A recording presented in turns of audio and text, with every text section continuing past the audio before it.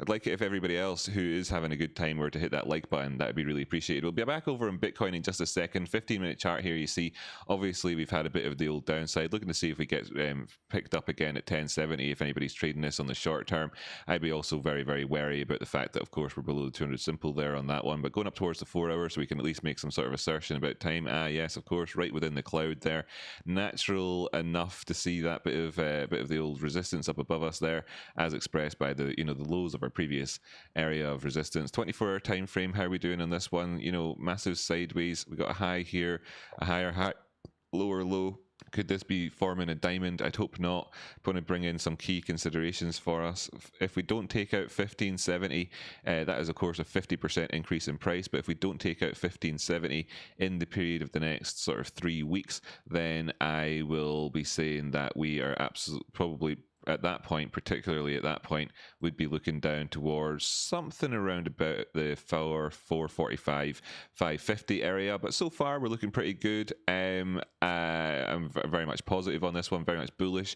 The overall trend is towards the top side. We do just have to be aware of the fact that that's a high, that's a low, and so far, that's a lower high. Hitting the auto button, so it's a little bit clearer, and zooming on in 1 hour time frame, we can see that the range that we're currently operating between is, of course, lows down there at sort of 10.4, highs at 11.80. Taking profits in between times is, of course, always recommended. We're at the midpoint of the range. People will be taking profits in around about $11 should we be seeing that. Of course, 11.1 was the highs of today, and we've seen profit taking happening at 11.1. That's what I would have said had we not already been there a couple of times over the period of the last 4 hours by the looks of things. So if we do go there again, I'd expect to see the same result, I suppose, but I'm actually kind of looking at this and saying, can we push past this and get towards the top side? This so far with its little bit of consolidation in here, yeah, okay, so my current target on this one remains at 11.80, and I would say that down the way, yeah, 10.40 if you're looking for that. Breaking 10.40, of course, on a small scale level doesn't really mean much,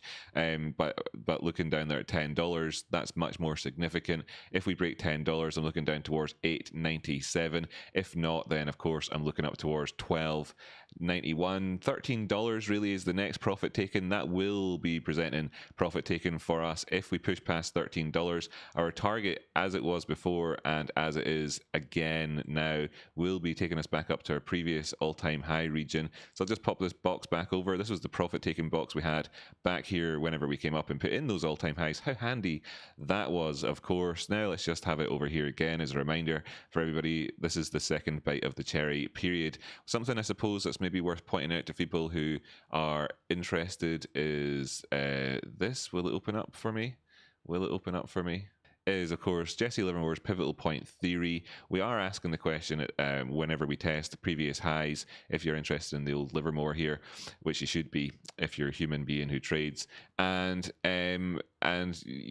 could we go up there and kind of get that second pivot and push on up the way, and of course not have a double top? And that's what I'm looking for on Theta. Like I say, I am bullish on this on the macro. I pointed out a couple of the extra things that you need to know. For instance, the diamond philosophy over there on the sort of the 24-hour time frame. If we see this distribution at the top, if we don't actually manage to take out our previous highs overall, then I would be very disappointed. So if we need to see $15 if we want to go on to get our ultimate target of $17 and 79, that's where I am looking up to along the longer term. In terms of the short term, I'm looking between the two levels of 10.40 and of course 11.89, being aware that $11 and $11.10 is the current profit taking target for anybody who's scalping these moves. Risk management is 2 different point basis for you, $10.40 and $10 itself, with the target here in a wee while, and get it all nicer set up. But I'm not a material girl, Kevin, so I haven't hurried into doing that. Pickle Placid says, what will Theta 3.0 mean? Well, I wonder, what will Theta 3.0 mean? What will it mean? I guess it'll mean something like, maybe it'll mean 50% more for everyone than Theta 2.0.